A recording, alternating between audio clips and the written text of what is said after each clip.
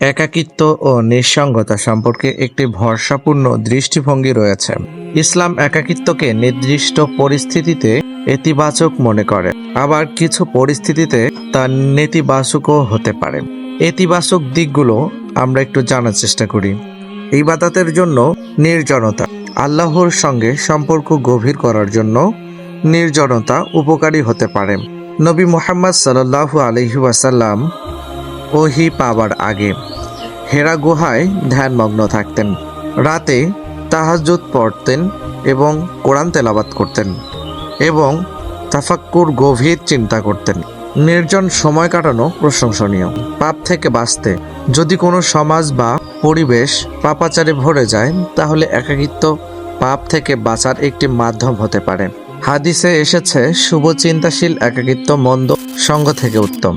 তিরমিজি। নিজেকে পরিশুদ্ধ করার সুযোগ, নিজের আত্মাকে শুদ্ধ করা, নিজের ভুল ত্রুটি নিয়ে চিন্তা করা এবং আত্ম উন্নয়নের জন্য নির্জনতা সহায়ক হতে পারে।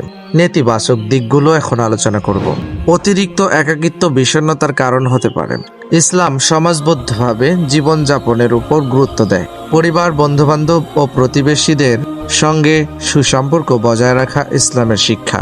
একা থাকার কারণে দুঃখ, বিষণ্ণতা বা নেতিবাচক চিন্তা ভাবনার সৃষ্টি হতে পারে, যা ইসলামের নিরুৎসাহিত করা হয়েছে।